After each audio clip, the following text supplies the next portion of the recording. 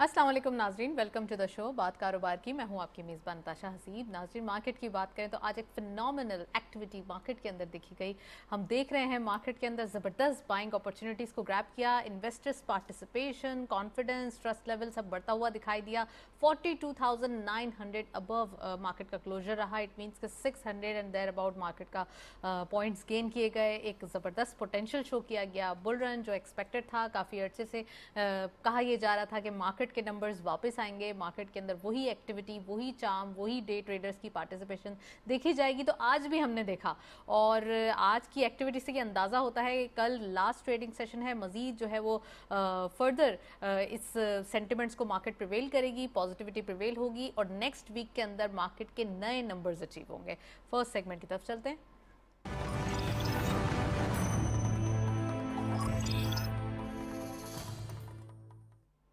Topic of the day में आज हम बात करेंगे इंडस्ट्रियलाइजेशन के हवाले से। इंडस्ट्रियलाइजेशन एक रेवोल्यूशनरी इम्पैक्ट ला सकती है, इज़ दी ओनली सोल्यूशन हम कह सकते हैं। क्योंकि एम्प्लॉयमेंट जनरेशन, हमारी प्रोडक्शन, एक्सपोर्ट्स के नंबर्स, ये तमाम चीज़ें डायरेक्टली कनेक्टेड हैं फ्रॉम इंडस्ट्रियलाइजेशन। इंडस्ट्रियलाइजेशन के लिए हमें क्या क्या चीज़ें चाहिए, रिक्वायरमेंट क्या है, क्या क्या चीज़ें इसको बूस्ट अप कर सकती हैं और कौन कौन सी चीज़ें मिसिंग हैं जो उनकी डिमांड है लेकिन अब तक जो है वो उसको फुलफिल नहीं किया जा सका। आज हम उसे डिटेल में डिस्कशन करेंगे। साथ साथ हम ये भी बात करेंगे कि इकोनॉमिक परफॉर्मेंस जो कि अभी मुल्क के अंदर चल रही है वो क्या क्या चीज़ें हैं, कहाँ हम लैग कर रहे हैं, कौन कौन सी चीज़ें हैं जो पूरी हो गई हैं और सपोर्टिव हैं, वो डिस्कस करेंगे। और overall global commodity prices inflation को इम्पैक्ट डायरेक्टली करते हुए दिखाई दे रही है। So what's going on internationally, वो आज हम डिस्कस करेंगे। We have very exclusive panel, उनको खुशामदीद कहते हैं। हमारे साथ मौजूद हैं मजहर नासिर साहब, आप इंडस्ट्रियलिस्ट भी हैं, एक्सपर्ट भी हैं। अस्सलाम वालेकुम sir, welcome to the show. और हमारे साथ मौजूद हैं नौमान अब्दुल मजीद साहब, आप इकोनॉमिस्ट भी हैं और एनालिस्ट भी। अस्सलाम वालेकुम, welcome to the show. So programme का बाकायदा आगाज़ करते हैं मजहर साहब आपसे। मजहर साहब ये बताइए, आपने टॉपिक्स भी सुने इंडस्ट्रियलाइजेशन के हवाले से, इकोनॉमिक परफॉर्मेंस के हवाले से और कमोडिटी के जो एक इंटरनेशनल इम्पैक्ट है और जिसका इम्पैक्ट डायरेक्टली लोकल भी है हमारे लिए, कैसे डिफ़ाइन करेंगे तमाम चीज़ों को? फिर मैं बाद में स्टेप बाय स्टेप पूछूंगी। देखिए, जो आप बातें कर रही हैं वो तो बहुत अच्छी हैं कि इंडस्ट्रियलाइजेशन होनी चाहिए और रेवोल्यूशनरी जो इम्पैक्ट किसी भी मुल्क में आएगा वो इंडस्ट्री से ही आएगा।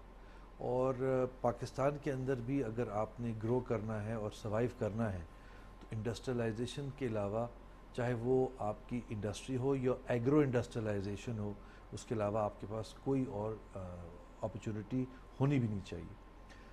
आपके पास पॉपुलेशन बॉम्ब है, आपके पास एज का एडवांटेज है। आप इस एज एडवांटेज को अगर इस्तेमाल करें फॉर ट्रेनिंग पर्पसेस इंडस्ट्री के लिए, तो इससे अच्छी कोई चीज़ नहीं हो सकती। पाकिस्तान में इकॉनमी को चलाने के लिए आपको इंडस्ट्री को उसको बुरहान देना, उसको फ़रोग़ देना मोस्ट इम्पॉर्टेंट है। अब ये गवर्नमेंट्स के ऊपर है कि कौन सी इंडस्ट्रीज़ को एट अ मैक्रो लेवल आप एम्फसाइज करते हैं। एग्जैक्टली। सबसे आसान बात कहने के लिए है कि आप एक्सपोर्ट ओरिएंटेड इंडस्ट्री को लें, लेकिन एक्सपोर्ट ओरिएंटेड इंडस्ट्री में मेरा हर वक्त का मौक़िफ़ यही होता है कि वैल्यू एडेड सेक्टर। हाँ। आप बेसिक रॉ मटेरियल्स को एक्सपोर्ट ना करें, आप फिनिश गुड्स को एक्सपोर्ट करें, उसमें अपने अंदर बेहतरी की तरफ जाएं। अच्छा, उसी से एम्प्लॉयमेंट भी जनरेट होगा, उससे उसी से हम आप वैल्यू एडिशन की एम्प्लॉयमेंट तरफ भी जाएंगे जनरेट तो। होती है, और ना सिर्फ एम्प्लॉयमेंट जनरेट होती है, अगर आप बेहतर पॉलिटिक्स की तरफ जाते हैं तो आपकी टेक्निकल एजुकेशन भी साथ साथ होती रहती है। तो इंडस्ट्री जो है इट्स मोस्ट इम्पॉर्टेंट, कहीं किसी भी आप सेक्टर में लें। आज पाकिस्तान के अंदर इंडस्ट्री को वो इम्पोर्टेंस मौजूद है, लेकिन इसको मज़ीद लेस कॉम्प्लिकेटेड करने की ज़रूरत है। और इंडस्ट्री को पाकिस्तान में चलने के लिए क्या चाहिए? कोई भी एंटरप्रेन्योर हो, कोई भी इन्वेस्टर हो, उसको स्टेबिलिटी और कंसिस्टेंसी ऑफ पॉलिसीज़ चाहिए। जिस दिन आपके पास कंसिस्टेंसी ऑफ पॉलिसीज़ इस मुल्क में और बेहतर हो जाएंगी, आप यहाँ पे ख़ुद देखेंगे कि आपके पास इन्वेस्टमेंट इसके अंदर आना शुरू हो जाएगी। एक बात आप हमेशा, I am talking about political stability, I am talking about economic stability, I am talking about consistency in policies. ऐसा नहीं हो सकता कि आज आप प्लांट लगाने के लिए जाएं, आप 1, 1.5 साल 2 साल में प्लांट लगाते हैं, उस प्रोडक्ट की जो वायबिलिटी है वो नेगेटिव की तरफ आना शुरू हो जाती है, क्योंकि पॉलिसीज़ चेंज हो जाती हैं बजट के हवाले से और अदरवाइज़। तो इसकी तरफ रुझान ایک اچھی بات یہ ہے کہ آپ کے پرائم منسٹر خود ایک انڈسٹریلسٹ رہیں تو ان کو ان ساری چیزوں کے بارے میں معلوم ہے، اور اس وقت جو گورنمنٹ ہے وہ زیادہ تر انڈسٹری پرون بھی ہے، تو میں سمجھتا ہوں کہ اس میں فروغ دینے کی زیادہ ضرورت ہے، اور اس وقت بزنس مین کو جس انٹرسٹ ریٹ پہ آپ کام کر رہے ہیں ان کو والیومز کی ضرورت ہے، تو آپ کو ایکسپورٹس کے اندر اور امپورٹڈ را مٹیریل کے اندر فلیکسیبل ہونا پڑے گا تاکہ آپ زیادہ پروڈیوس کر سکیں اور زیادہ فراہمی پیدا کر سکیں۔ Well very good analysis. Noman صاحب یہ بتائیے کہ ہماری نیڈ کیا کیا ہے؟ ایک تو انڈسٹریلائزیشن کے حوالے سے بات کریں، لیکن کچھ اکانومک پرفارمنس میں بھی نئے ایک ریولیوشن آئے ہیں، جیسے کہ ہم دیکھ رہے ہیں FDI کافی عرصے بعد تھرو سی پیک، تھرو سعودی عرب کے حوالے سے جو ایک وزٹ تھا اس کے تھرو ایک ریفائنری کے لیے انویسٹمنٹ آئی ہے، تو جو انویسٹمنٹ پاکستان نے ویلکم کی ہے وہ نیڈ آف دی آر بھی ہے، ہمیں ضرورت بھی ہے، ہمارے لیے وہ ایک ریولیوشن جس کی ہم بات کرتے ہیں وہ کرتے ہوئے دکھائی دے گی۔ تو ہم کیا کیا چیزیں ہیں آپ سمجھتے ہیں جو کہ ابھی اکانومک پرفارمنس کو درست کر سکتی ہے؟ بسم اللہ الرحمن الرحیم۔ دیکھیں اس وقت from a macro economic perspective 3 angle سے میں سمجھتا ہوں کام کرنے کی اور انالائز کرنے کی ہمیں ضرورت ہے۔ اس کا پہلا اینگل یہ ہے کہ ہم نے ڈومیسٹک مارکیٹ میں اپنے کنزیومر کو ریلیف پرووائڈ کرنا ہوگا، انفلیشن کو کنٹرول کرنا ہوگا، تاکہ عام آدمی اس وقت جو مہنگائی کی بہت ساری وجوہات ہیں ہم سمجھتے ہیں، لیکن ظاہر ہے کہ عام آدمی جو مہنگائی میں پھنسا ہوا ہے ہمیں اس کو ریلیف پرووائڈ کرنا ہوگا۔ نمبر 1 یہ ہے ڈومیسٹک کنزیومر کے پرسپیکٹیو سے۔ دوسری چیز یہ ہے کہ ہم نے اکانومی کو اسٹیبلائز کرنے کے ساتھ ساتھ اکانومی کے گروتھ انجن کو بھی چلانا ہوگا۔ یہ نہیں کر سکتے کہ ہم اکانومی کو میکرو انڈیکیٹرز کو اسٹیبلائز کرنے کے لیے اکانومی کو اتنا سلو ڈاؤن کر دیں کہ انڈسٹریل ایکٹیویٹی ہی بند ہو جائے۔ اور تیسرا اینگل اس کا یہ ہے کہ آپ کو انٹرنیشنل کمیونٹی کا کانفیڈنس بحال کرنا ہوگا پاکستان کے اکنامک پالیسی فریم ورک کے اوپر۔ دیکھیں ہم پہلے بھی آپ کے پروگرام سے بات کر چکے ہیں کہ پاکستان میں پچھلے 5 سالوں میں 8 سے 9 وزیر خزانہ چینج ہوئے ہیں، اور ہمارے یہاں ہر سیاسی گورنمنٹ کی، ہر وزیر خزانہ کی ایک الگ پالیسی فریم ورک ہوتا ہے۔ تو 5 اگر آپ جاتے ہیں مثال کے طور پر انٹرنیشنل ملٹی لیٹرل انسٹیٹیوشنس کے پاس جاتے ہیں، یا آپ فرینڈلی یا نان فرینڈلی جو آپ کے الائڈ گورنمنٹس ہیں ان کے پاس جاتے ہیں، تو آپ جب فار ایگزامپل 3 یا 5 سال کے لیے ان سے پیسے لینے جاتے ہیں تو آپ نے ان کو ایک پالیسی فریم ورک بھی دینا ہوگا، یا ایک پالیسی فریم ورک کے ساتھ ساتھ ایک اکنامک پلان دینا ہوگا کہ 3 یا 5 سال کے اندر ہم پیسے واپس کس طریقے سے کریں گے، اور ہماری اکانومی 5 سال بعد کہاں کھڑی ہوگی۔ اب 5 سال بعد کھڑی ہونے کے لیے ظاہر ہے کہ جیسے کہ مدر صاحب نے بھی کہا کہ ہمیں اکنامک پالیسی فریم ورک میں کنسسٹنسی لے کے آنی ہوگی، اور پالیسی فریم ورک سے مراد ہے آپ کا انٹرسٹ ریٹ پالیسیز ہو گئی، مانیٹری پالیسی ہو گئی، آپ کا ٹیکسیشن کا framework policy framework ہو گیا، کنسیشنز ہو گئے۔ ان تمام چیزوں پہ آپ نے ایک ساورن گارنٹی کہہ لیں یا اپروول دینے ہوں گے ایک بار، جس میں بعد میں کسی بھی قسم کا ریورسل نہ آئے۔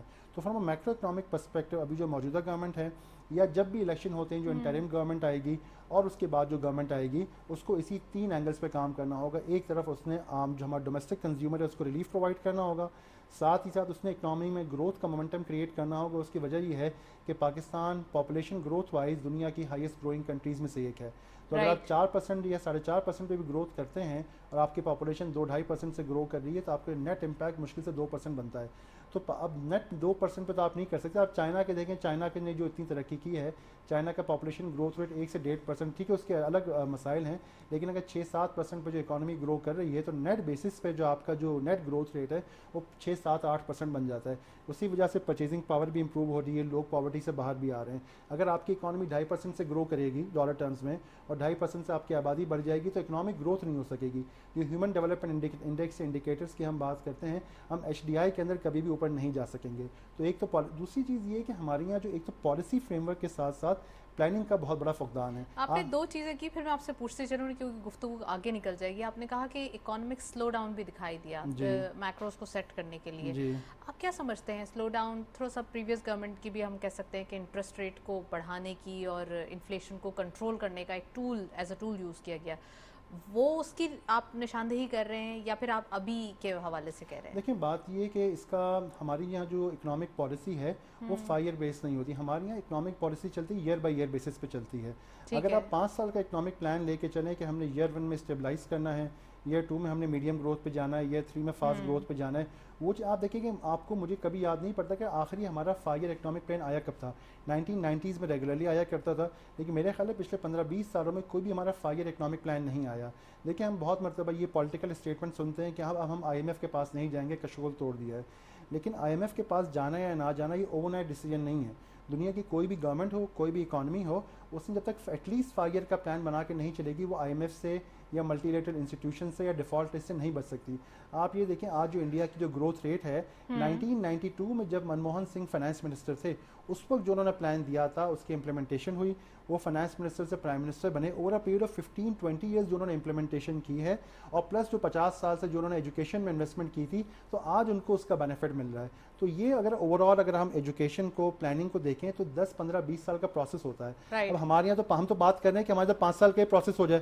اگر 5 سال کا بھی ہم ایک پلان دے دیں, پالیسی فریم ورک دے دیں اور پلاننگ اگر پراپرلی کر لیں کہ ان انڈسٹریز کو ہم نے فوکس کرنا ہے. Well defined point again. Mazhar صاحب پلیز اس کو ذرا کیری آن کریں کہ یہ تو بتا رہے ہیں کہ ایک پالیسی فریم ورک ہونا چاہیے, 5 سال نہیں بلکہ 5 سال بھی بہت ہے خیر, لیکن اس کے علاوہ 10 سال 15 سال کا کوئی پالیسی پلان ہونا چاہیے جس کے اوپر کام ہوگا تو ہی کوئی ریولیوشن جو ہم ایکسپیکٹ کر رہے ہیں جو کہ ایک لا سکتا ہے چینجز وہ ہوگا, ادروائز کوئی ایسی چیزیں جو ہے نہیں ہوں گی. تو آپ سمجھتے ہیں کہ پالیسیز کے لیے چارٹر آف اکانومی جو ہم کتنی بارہا کہتے آ رہے ہیں اپنے پروگرامز میں, ڈفرینٹ پروگرامز میں, کہ ایک چارٹر آف اکانومی سائن ہونا چاہیے اور اس کو نیشنل پالیسی قرار دینا چاہیے. دیکھیے پروسیس آف ایولیوشن کے تحت جو پولیٹیکلی ہم گزشتہ سالوں میں دیکھ چکے ہیں وہ یہی تھا کہ جب گورنمنٹ چینج ہوتی ہے تو پالیسیز اور ہر چیز چینج ہو جاتی ہے. ٹھیک ہے. لیکن in the last couple of years یہ ہم نے یہ بھی دیکھا کہ جو پچھلی گورنمنٹ کی اچھی پالیسیز ہیں آنے والی گورنمنٹ اس کو آگے لے کے چلتی ہے. یہ ہم نے لاسٹ گورنمنٹ میں بھی دیکھا اور اس سے پہلے بھی دیکھا کہ وہ اس کو اب اس میچورٹی لیول پہ آتے جا رہے ہیں کہ وہ اس کو لے کے چلتے ہیں. انفارچونیٹلی ہمارے پاس پاپولس ووٹ کے لیے پالیسیز بھی چینج ہوتی رہتی ہیں اور اس کے اندر تبدیلیاں آتی رہتی ہیں. دنیا میں کوئی بھی ڈیولپڈ کنٹری میں اکنامک پالیسی جو ہے وہ اس طرح ریپڈلی چینج نہیں ہوتی جس طرح بھائی نے بھی بات کی کہ آپ پاکستان میں دیکھتے ہیں. بات یہ ہے کہ اگر میں آپ کو چائنا کا اگزامپل دوں تو چائنا آج 2022 میں یہ بتاتا ہے کہ 2027 میں کیا کریں گے اور اس کو کرنے کے لیے ہر سال کی پلاننگ کیا ہے. اگر آپ بینک آف چائنا کی ویب سائٹ پہ بھی چلے جائیں تو ان کے انٹرسٹ ریٹس وغیرہ کا وہ ایک پلان دیتے ہیں. رائٹ. تو اس کے حساب سے آدمی وہ ایک چیزوں کو لے کے آرگنائزڈ چلتا وے ہے. ہے نا. انفارچونیٹلی اس گورنمنٹ کے آتے ہی آپ فائر فائٹنگ پہ لگے ہوئے تھے. آپ نے فائر فائٹنگ کی, آپ نے اس میں کوئی پلاننگ نہیں کر سکتے تھے. آپ کے سامنے اکانومی کا حال برا تھا, آپ کے پاس ڈیفیسٹس کا حال برا تھا.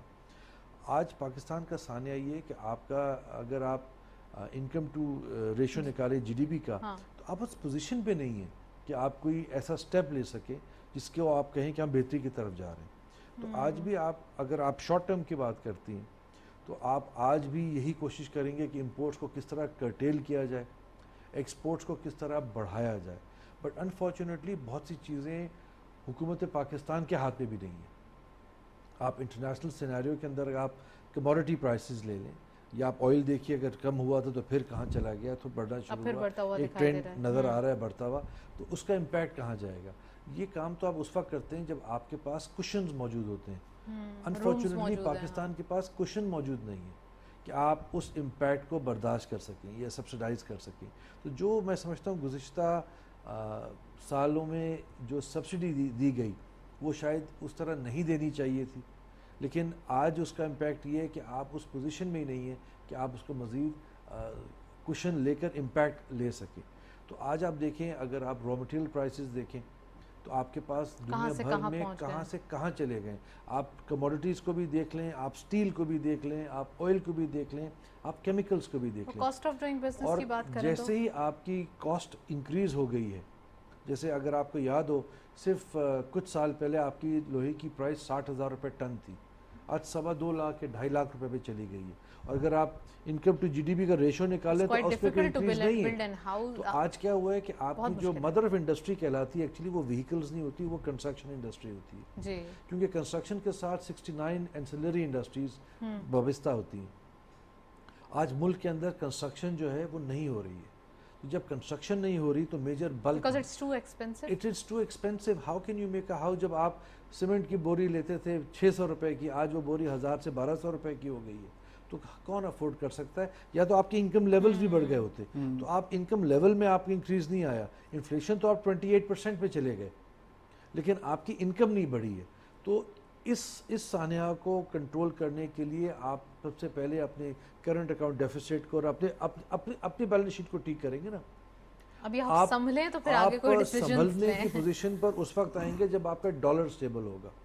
اب آپ کی جو ایف ڈی آئی کے اندر پیمنٹس آ رہی ہیں یا آئیں گی, اس سے آپ کو تھوڑا سا ریلیف اس سینس میں ملے گا کہ آپ ڈالر میں تھوڑا سا اسٹرینتھ لوز کرے گا ڈالر. جب 160 روپے کا ڈالر تھا تو بہت برا لگتا تھا.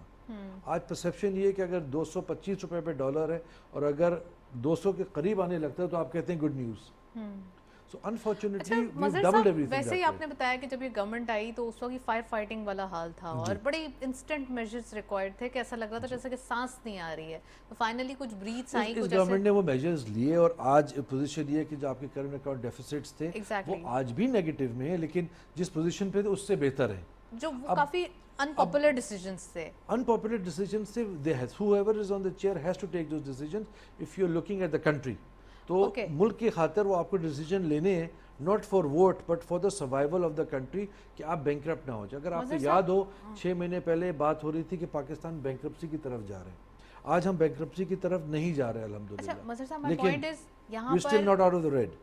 obviously کیونکہ ہمارے پاس اس کے بعد ایک نیچرل ڈیزاسٹر بھی آ گیا ہے. فلڈ کی جو ایک صورتحال تھی وہ بہت زیادہ, وہ کیٹاسٹرفک فلڈ جو کہ پوری دنیا کے سمجھتے ہیں, ہم کہہ سکتے ہیں کہ کاربن پروڈیوس کرنے کی وجہ سے امپیکٹ ہمیں ہمارے کنٹری پہ آیا اور اس کی کاسٹ ہم نے پے کی اور بہت زیادہ پے کی. بہت زیادہ ایک ہیومن موٹیلٹی ہوئی اور بہت زیادہ نقصانات ہوئے. آپ سمجھتے ہیں اس کی تو کافی ایک کاسٹ ہم آگے بھی پے کریں گے تھرو ایگریکلچر کراپ. ایک کاسٹ تو آپ لے ہی رہے ہیں جو آپ کی ایگریکلچرل کاسٹ کی ہے.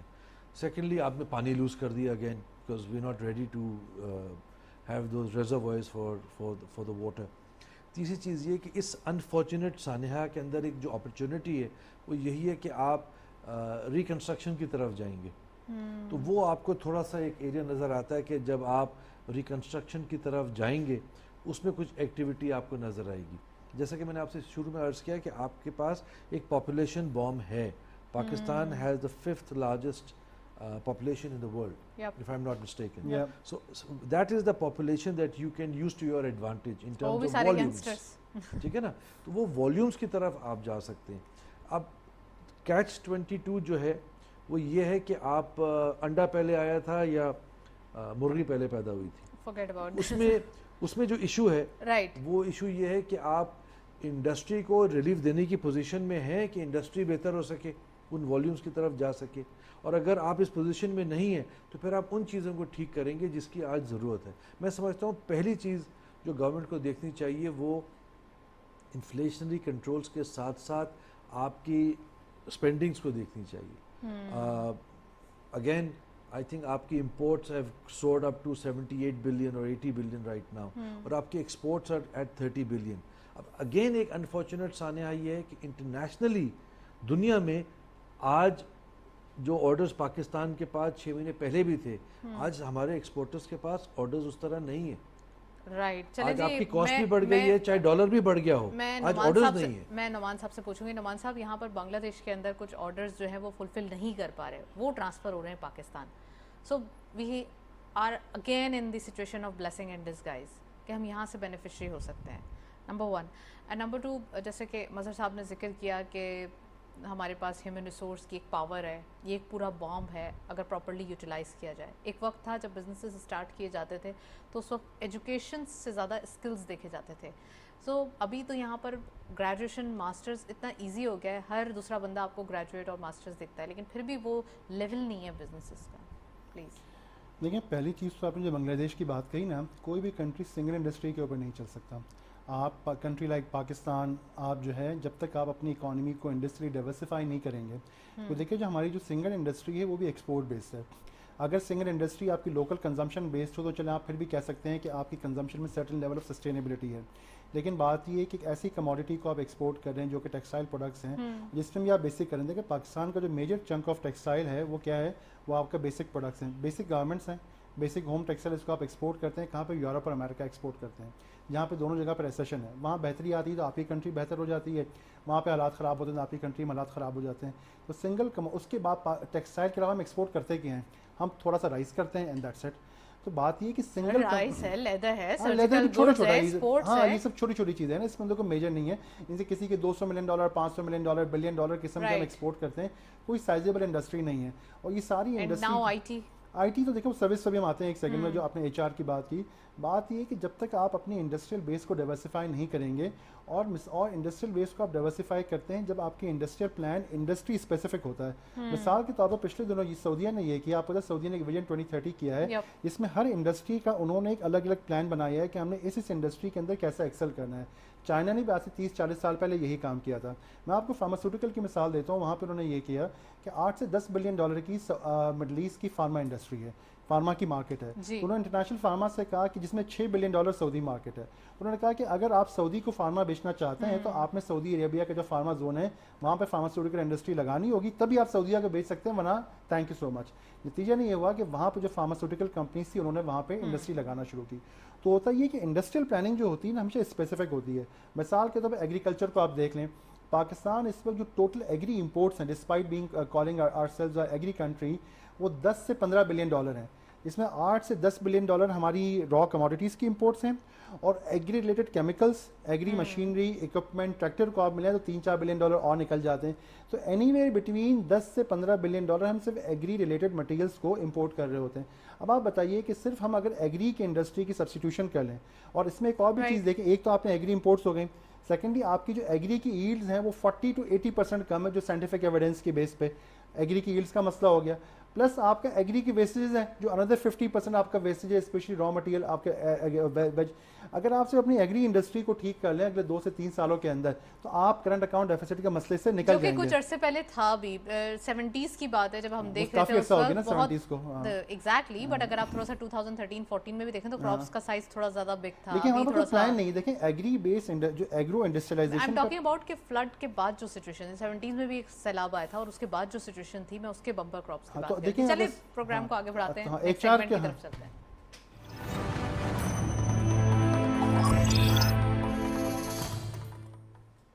Let's have a look on daily ہائی لائٹس. آج کی مارکیٹ کی پرفارمنس دیکھتے ہیں. اوپن ہوئی مارکیٹ 42,265.36 کے لیول پر, ہائر سائڈ ٹو مارکیٹ کی 42,959.28, lower was 42,265.36 same as the opening, and finally closer 42,901.27.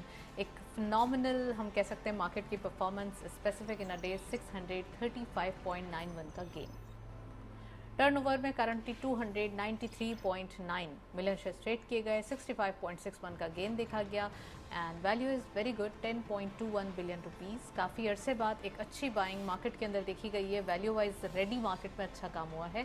Volume leaders میں only one scripping in red territory, Hascol اس لسٹ کو لیڈ کرے ہیں 0.19 کے ڈکلائن کے ساتھ, 7.68 پہ closer, 41.55 million shares traded. Bank Alfalah second اسکواٹ پہ 2.39 کا گین دیکھا گیا, 34.26 پہ کلوزر رہا, 21.31 ملین شیئرز ٹریڈ کیے گئے. اینڈ لاسٹلی ورلڈ کال ٹیلی کام 0.02 کا اضافہ, 1.59 پہ کلوزر, 16.11 ملین شیئرز کا کاروبار رہا.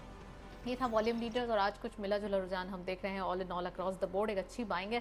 ساتھ ساتھ والیوم لیڈرز میں بھی کچھ ہم کہہ سکتے ہیں کہ وہ ایک کنٹراسٹ ہے یہاں پر, جو کہ ایک پہلے پینی سٹاکس میں اونلی بائنگ دیکھی جا رہی تھی یا والیوم لیڈرز دیکھے جا رہے تھے, اب تھوڑا سا کنٹراسٹ دکھائی دے رہا ہے. سو مظہر صاحب بھی ہمارے ساتھ موجود ہیں, نعمان عبدالمجید صاحب بھی ہمارے ساتھ موجود ہیں, گفتگو جاری ہے. مظہر صاحب اس بات کو ذرا تھوڑا سا کنٹینیو کیجیے گا کہ جب 1970s میں ایک فلڈ آیا تھا, تو فلڈ کے بعد فرٹیلائزر جو ہے وہ فراہم کی گئی تھی فارمرز کو, تاکہ وہ اپنی کراپس کو اچھا کر سکیں, کیونکہ ہم کسی نہ کسی طریقے سے ایک جگہ سفیشنسی لے آئیں, اور وہاں پہ ہم نے پھر ہمارے پاس جو کراپ ہوئی تھی وہ بمپر کراپ ہوئی تھی, جس کی وجہ سے ہم گندم فرسٹ ٹائم ہم خود کفیل بھی ہوئے تھے, اور ہم نے ایکسپورٹ بھی کی تھی. کیا ایسی کوئی ریولیوشن کی ضرورت ہے, آپ سمجھتے ہیں؟ دیکھیے ریولیوشن تو آپ کو چھوٹے چھوٹے ہر جگہ چاہیے. بات یہی ہے کہ آپ ایک پلان کے ساتھ چلتے ہیں. میں آپ 70s کی بات کی تو میں نے آپ سے شروع میں کہا کہ میکرو لیول پہ گورنمنٹ فوکس کرتی ہے on where to move forward. 70s میں کیا ہوا, 70s میں اس وقت بینکس نیشنلائز تھے. جب بینکس نیشنلائز تھے سارے, تو لونز اسپیسیفک انڈسٹریز کو ملتے تھے. تو آپ کو لون ملے گا اگر آپ ایک ٹیکسٹائل مل لگانا چاہیں گے, یا اس کے بعد اگر آپ کو لون ملے گا تو ایک شوگر مل کا لون ملتا تھا. اس کے علاوہ کوئی اور انڈسٹری ریگولرائز نہیں تھی. تو تو یہ جو آپ فروٹ آج دیکھ رہے ہیں کہ آپ کی ایکسپورٹس ٹیکسٹائل اورینٹیڈ ہے کیونکہ آپ کو اس کا پاس تھی، تو آپ لون ہی لے سکتے تھے ایک ٹیکسٹائل مل کے لیے، اسی لیے ٹیکسٹائل ملز لگ گئی. انفارچونیٹلی ہمارے پاس اس کو انہینس کرنے کی ضرورت پڑی کہ آپ کس انڈسٹری میں لون دیں گے. پھر بینکس ڈی نیشنلائز ہو گئے. اب اوپن فار آل ہے کہ جس کی جو سمجھ میں آتا ہے پروجیکٹ وائبل ہے تو اس کو وہ لونز ملتے ہیں. لیکن گورنمنٹ کی طرف سے ایک کمپلیٹ پلان ملتا ہے. میں نے آپ سے چائنا کی بات کی. چائنا کے میں نے ذکر آپ سے اس لیے کہ میں آپ کو اگزامپل دوں کہ اگر آپ ایک انڈسٹری کو ڈیولپ کرنا چاہتے ہیں تو آپ یہ دیکھتے ہیں کہ ہماری اسٹرینتھس کیا ہیں. میں نے آپ سے ہمیشہ کہتا ہوں کہ پاکستان کا بھی ایک SWOT انالیسس کر لیں. What are your strengths and what are your weaknesses. تو آپ کی اسٹرینتھس کے اندر آپ 1 منٹ کے لیے آپ نے کاٹن کی بات کی ہے. ٹھیک ہے. آج آپ اسی کو بیس کر سکتے ہیں نا. آپ اوور نائٹ تو کسی اور نئے پروڈکٹ میں نہیں جا سکتے. لیکن اگر آپ کاٹن میں جاتے ہیں تو میں نے لاسٹ ٹائم بھی آپ کو عرض کیا کہ آپ کاٹن کی ییلڈز دیکھیے کہ کس ملتان کے اندر ییلڈ موجود ہیں، ہم کہاں سے کہاں گئے. بہت بیسک ہے.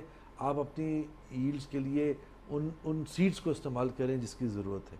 اب پاکستان کے اندر so you have to be smart with these things. یار سیڈ کیا ہے؟ اب سیڈ کے 300 سپلائرز ہیں. میرا کہنا یہ ہے کہ بینچ مارک بنائے گورنمنٹ کہ اس کوالٹی کے سیڈ کے علاوہ کوئی سیڈ پاکستان میں نہیں آ سکتا. ٹھیک ہے. اس کے باوجود آپ $2 ارب کی کاٹن امپورٹ کرتے ہیں آف ڈفرنٹ کوالٹیز جس کے ساتھ بنا کے آپ ایکسپورٹ کر سکیں. آپ کو میں نے لاسٹ ٹائم ایگزامپل دیا کہ ہم پام آئل جو ہے وہ $2 ارب کا امپورٹ کرتے ہیں. ہم کیوں نہیں کہتے کہ ان the next 3 years there will be no more imports of palm oil, we will have sunflower in Pakistan. اور یہ پنجاب میں شروع بھی ہوا تھا. لیکن اس طرح نہیں ہوا کہ آپ ایک پلان دے دیتے ہیں.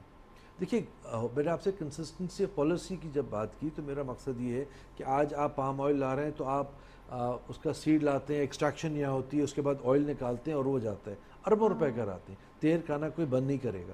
لیکن اگر گورنمنٹ جو ہے وہ سن فلاور کی پلانٹیشن کی طرف فوکس کرے, اس کے لیے چیزیں دے, اس کے لیے انسینٹیوز دے, اور انڈسٹری کو بھی بتائے کہ 3 سال کے بعد پاکستان میں پام آئل امپورٹ نہیں ہوگا, تو یہی انڈسٹریلسٹ سن فلاور کی ریسرچ پہ ایگریکلچرسٹ کے ساتھ کام کریں گے اور گورنمنٹ اس کو سپورٹ کرے گی اور گورنمنٹ ان کو انسینٹیو دے, آپ اس امپورٹ سبسٹیوشن کی طرف آ جائیں گے.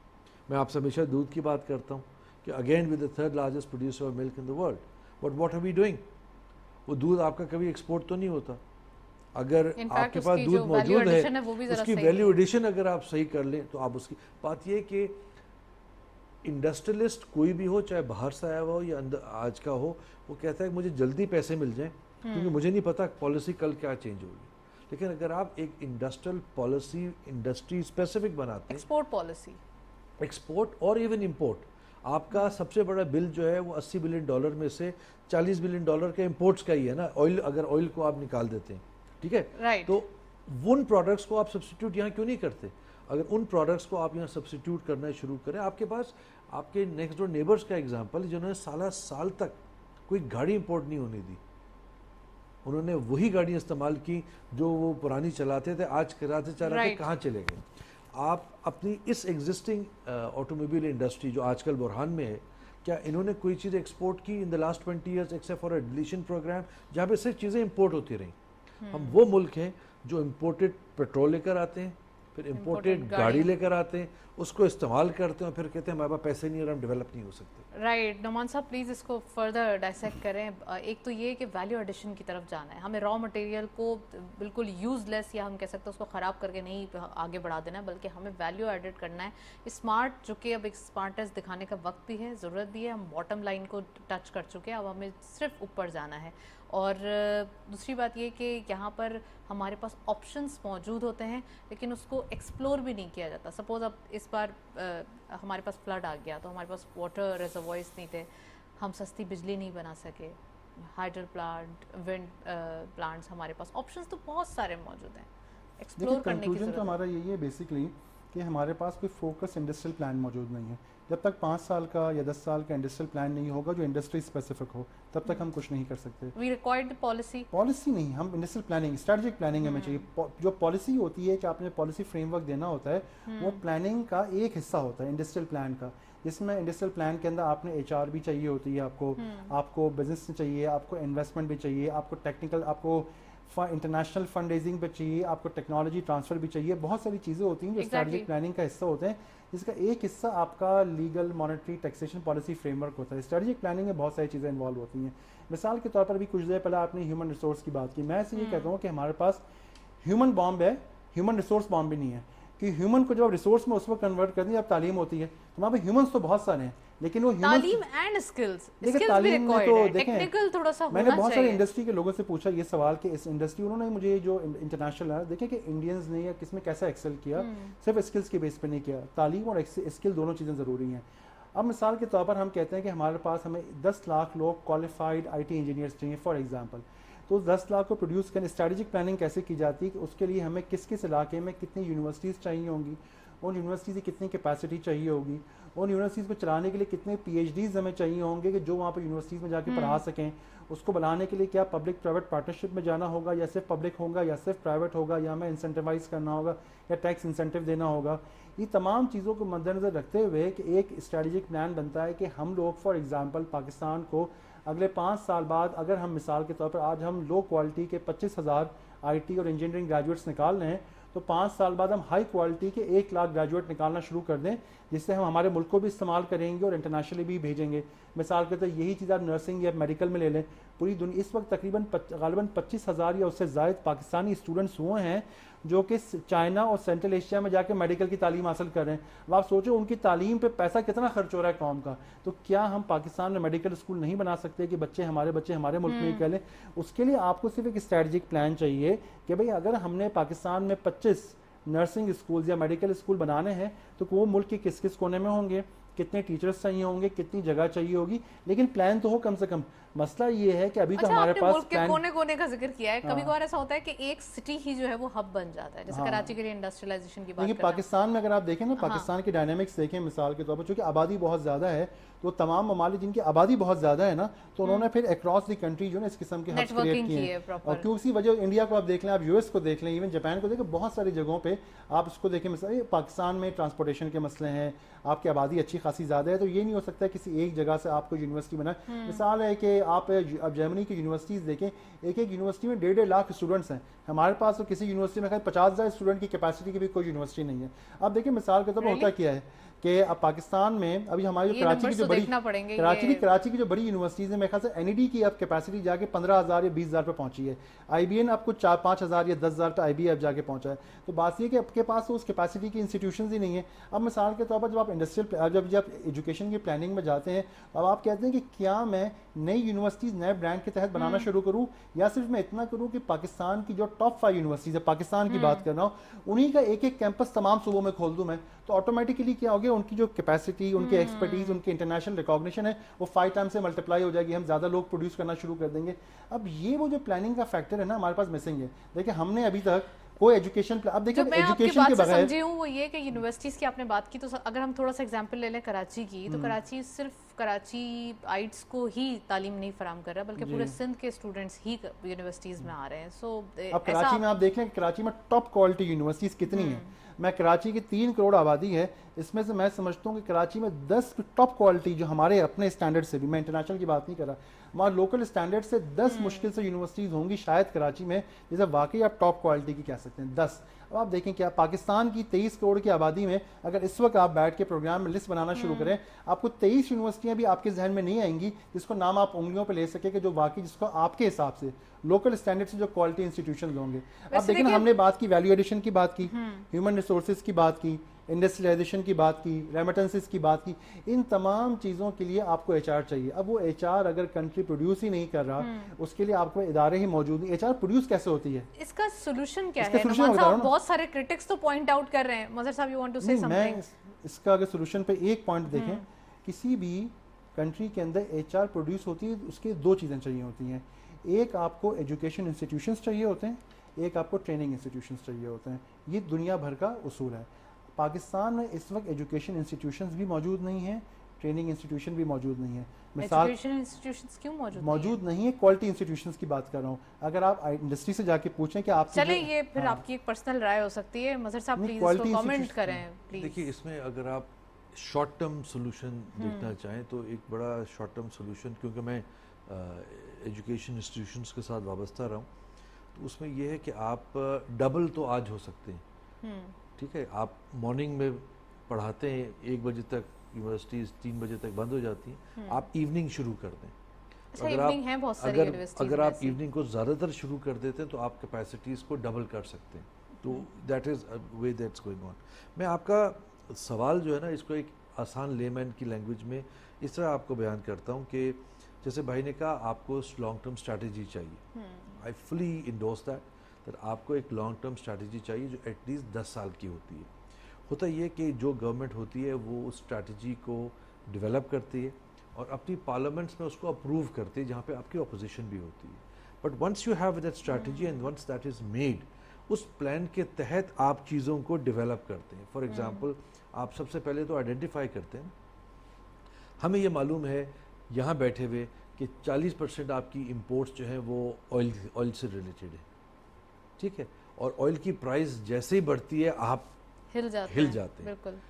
کیوں ہم سولر کو زیادہ توجہ نہیں دیتے, کیوں ہم سولر کی انڈسٹری کو, کیونکہ گورنمنٹ کا کام صرف ریونیو کلیکشن نہیں ہے, گورنمنٹ کا کام لانگ ٹرم ہوتا ہے کہ آپ ڈیولپ کریں اور لانگ ٹرم آپ کو اس میں سے ایڈوانٹیج حاصل ہوتا ہے. آپ کیوں نہیں سولر انڈسٹری کو 25 سال کے لیے ٹیکس فری کر دیتے؟ کیوں آپ ہر چیز امپورٹ کر کے لاتے ہیں؟ آپ کہیں جی یہاں بنے گا اور یہاں استعمال ہوگا, لگاتے چلے جائیں. لیکن مظہر صاحب یہ تو وہی بات ہو گئی کہ آپ وہ سٹارٹ کر رہے ہیں. کہ آپ اگر سولر لگاتے ہیں تو آپ کو یہاں کراچی میں تو ایٹ لیسٹ گھروں پہ سولر لگانے پہ نوٹسز آ رہے ہیں کہ آپ نے گھروں پہ سولر کیوں لگایا ہوا ہے, اس کا ٹیکس ادا کریں. سو یہ تو ایک ڈس ایڈوانٹیج ہو گیا. یا اگر آپ کو یاد ہو پچھلی گورنمنٹ میں آپ ہی کے پروگرام میں میں نے بتایا کہ یار آپ نے سیلز ٹیکس لگا دی ہے سولر پینلز کی امپورٹ پہ. اس گورنمنٹ نے آپ کو سیلز ٹیکس کو ہٹایا ہے. اس سیلز ٹیکس ہٹائیں, اس کو سستے سے سستا کریں, اور آپ کے پاس وہ انفراسٹرکچر نہیں ہے کہ آپ گاؤں گاؤں جا کر بجلی کی لائنیں بچھا سکیں. لیکن اگر آپ سولر پینلز کے ساتھ دیکھیں کہ ٹیوب ویلز بھی سولر پہ آج چلنا شروع ہو گئے ہیں, تو گھر گھر بجلی جا سکتی ہے کہ پینل لگائیں اور ایٹ لیسٹ لائٹ اور ہوا بجلی مل سکتی ہے. تو دس از اے اسٹیپ فارورڈ. اور ان کا بل بھی کم ہو جائے گا, یہ تو بڑا آسانی ہو جاتی ہے. ہمیں کیوں ہر انڈسٹری کو دینا پڑتا ہے کہ جی آپ کو اسٹیٹس دے دیے انڈسٹری کا؟ Industry means any industry. ایک چیز, آپ انڈسٹری کے لیے جو مشینری آتی ہے آپ اس کے اوپر ڈیوٹیز لگاتے ہیں, آپ اپنی کاسٹ ایک انٹرپرینور کی ویسے ہی بڑھا رہے ہیں. بھائی اگر وہ انڈسٹری اگر کسی گلی میں بھی لگی ہوئی ہے اور 2 آدمی اس نے ہائر کیے تو اس نے وہ آگے جا کر انڈسٹری کو بڑھانا ہی ہے. انڈسٹری 2 سے 4 ہو جائیں گے, 4 سے 8 ہو جائیں گے, بڑھنا ہی بڑھنا ہے. انڈسٹریلائزیشن کی پالیسی میں دنیا بھر یہ کہتی ہے کہ جتنی انڈسٹری لگے entrepreneur should make more money, because once you make more money you will pay taxes, once you make more money you will develop into more industries. اچھا, اور دوسرا یہ کہ انٹرپرینور کلچر پروموٹ ہوگا, ایس ایم ایز آگے flourish کریں گے تو وہ ایل ایس ایم میں کنورٹ ہوں گے. کسی بھی اکانومی کے اندر S M Es has a major role. جو مڈل آپ کی ٹیئر ہے وہ سارا کا سارا بیک بون جو ہے وہ ایس ایم ایز کا ہوتا ہے, چاہے اس کے اندر آپ کی وینڈر انڈسٹری کیوں نہ ہو. آپ جاپان کے ایگزامپل لے رہے تھے, وہاں جسٹ ان ٹائم کے تحت سارا کام دیتے ہیں. میں آپ کو چائنا کے ایگزامپل دے رہا ہوں, میں نے آپ کو پام آئل کا ایگزامپل دیا. چائنا کے اندر export of basic raw materials پہ وہ آپ کو ڈسکریج کرتے ہیں, اور جتنا آپ ویلیو ایڈٹ ہوتے چلے جائیں گے گورنمنٹ اس میں وہاں سبسڈی دیتی ہے. تو لوگ وہ کام کرتے ہیں جہاں پہ گورنمنٹ کی سبسڈی ان کو وقت پہ فوراً ملتی ہے, جو ویلیو ایڈٹ سیکٹر میں. اور اگر اب آج گورنمنٹ جو ہے وہ آئی ٹی سیکٹر میں اور الیکٹرانکس کے سیکٹر میں چائنا میں دے رہی ہے سبسڈی, جو دوسرے سیکٹرز تھے اس میں کم دے رہی ہے. اس سے کیا ہوا کہ بہت سی انڈسٹری وہاں سے شفٹ ہو کے چائنا سے بھی وہ ویتنام چلی گئی, انڈونیشیا چلی گئی, بنگلہ دیش آ گئی, اس کو پاکستان آنا چاہیے, انڈیا چلی گئی. تو یہ وہ چیزیں ہیں جو ہمیں کرنے کی ضرورت ہے. جتنی آپ اٹریکشن دیں گے, جتنی آپ آسانیاں دیں گے, اتنا بزنس آپ کی گورنمنٹ کا طرف کام یہ پھستا کہ چلا وہ آئے گا. فوکس وہ بتائے کہ کہاں دینا ہے. ویل نعمان صاحب, کموڈیٹی پرائز جو ہم نے ایک ٹاپک بھی رکھا تھا, انٹرنیشنلی کموڈیٹی پرائز فلکچویٹ کر رہے ہیں, اور جیسے مظہر صاحب نے کہا کہ جیسے ہی کموڈیٹی پرائز بڑھتے ہیں تو ہم ہل جاتے ہیں, ہمارا امپورٹ بل بڑھ جاتا ہے. So what is the solution, یا آنے والے دنوں میں کیا دکھائی دے رہا ہے انٹرنیشنلی؟ دیکھیں آنے والے دنوں میں دکھائی یہ دے رہا ہے کہ کموڈٹی پرائسز ایک سرٹن رینج سے نیچے نہیں آئیں گی. آپ نے یہ دیکھا تھا پچھلے دنوں امریکن گورنمنٹ کے پریشر کے باوجود بھی عرب کنٹریز نے کہا کہ دیکھیں this is we are going to sell. اب دیکھیں اوپیک پلس کی جو بات ہوتی ہے دس از ویری کلیئر کہ انہوں نے اپنی جو بجٹنگ 8-10 سال کی ہوئی عرب گورنمنٹس نے یا دوسری آئل پروڈیوسرز نے وہ کسی بھی صورت میں پرائس کو ایک سرٹن رینج سے نیچے نہیں آنے دیں گے. اور دیکھیں دنیا کے اصول بھی ہے کہ جس کے پاس جو پیسہ ہوتا ہے نا, جس کے پاس جو کموڈٹی ہوتی ہے, آپ اسے یہ نہیں کہہ سکتے کہ اخلاقی بنیادوں پہ آپ اپنی کموڈٹی آدھے پیسوں میں بیچنا شروع کر دیں. ٹھیک ہے, آپ اس وقت دیکھ لیں چائنا نے, یورپ نے, یا انڈیا نے billions and billions of dollars اپنی آلٹرنیٹیوز کے اوپر انویسٹ کیے ہوئے ہیں. پاکستان نے اب تک مشکل سے 1000 یا 1500 میگا واٹ جو ہے یہ گھروں وغیرہ میں لگایا ہے آپ کا ونڈ پاور. ہماری جو ونڈ کی کیپیسٹی ہے کنٹری کی وہ 40 سے 50 ہزار میگا واٹ ہے کہ پوری کنٹری صرف ونڈ سے چل سکتی ہے. سولر کی کیپیسٹی تو اس کے علاوہ ہے, لیکن اس کے لیے ضرورت اس عمل کی ہے کہ آپ نے ونڈ ملز کو یہاں پہ مینوفیکچر کرنا ہوگا. انڈیا نے یہ کیا تھا کہ وہاں پہ انہوں نے انٹرنیشنل ونڈ مل مینوفیکچررز کو بلایا اور کہا کہ ہم آپ کو ایک سرٹن گارنٹیڈ آف ٹیک دیتے ہیں, ہم یہ ونڈ ملز کی پالیسی لے کے آ رہے ہیں, تو آپ ہمارے ملک میں کارخانہ لگائیں ونڈ مل مینوفیکچرنگ کرنے کا, یہیں پہ کارخانے میں ونڈ ملز بنیں گی اور یہیں پہ پروڈیوس ہوں گی, یہیں پہ جا کے لگیں گی, ہمارے ملک میں استعمال ہوگا. ہوتا یہ کہ انڈسٹریل پالیسی جو ہوتی ہے وہ complete eco system, complete value chain کے اوپر چلتی ہے. کمپلیٹ اگر آپ کا ایکو سسٹم پورا نہیں ہوگا تو آپ کبھی بھی اس کو اسی لیے انڈسٹریل پلاننگ کی ضرورت ہوتی ہے کم سے کم 5-7 سال کی, جس کے اندر آپ اس ایکو سسٹم کو ڈیولپ کر سکیں. Right, well thank you so much. Nauman صاحب ہمارے ساتھ موجود تھے. مظہر صاحب آپ کا بھی بہت بہت شکریہ, آپ تشریف لائے. آج کے دن ہم نے انڈسٹریلائزیشن کے حوالے سے بات کی. انڈسٹریلائزیشن اٹ سیلف یہ بہت زیادہ نیسسری پاکستان کی نیڈ دکھائی دیتی ہے. گورنمنٹ بہت زیادہ کوششیں کر رہی ہے, جب سے آئے ہیں کوئی نہ کوئی انسٹنٹ میجرز اس لیے بھی لیے جا رہے ہیں کیونکہ آپ ایک طرف سے اٹھتے ہیں تو دوسرا چیلنج آپ کے سامنے کھڑا ہوتا ہے. فلڈ کے بعد ابھی کچھ رول اوور چائنا کی طرف سے ہوا ہے, سعودی عرب کی طرف سے انویسٹمنٹ کی بات کی جا رہی ہے, ML1 پروجیکٹ کے حوالے سے بات کی جا رہی ہے. تو بہت ساری چیزیں ہیں جو پائپ لائن میں ہیں and we are hoping our best کہ آنے والے دن بہتر ہوں. لیکن انڈسٹریلائزیشن پہ فردر ایک بوسٹ لانا ہے تو اس کی ترقی کے لیے کام کرنا ضروری ہے. That's it. اسی نوٹ پہ پروگرام کو وائنڈ اپ کرتے ہیں. اجازت دیجیے, اللہ حافظ.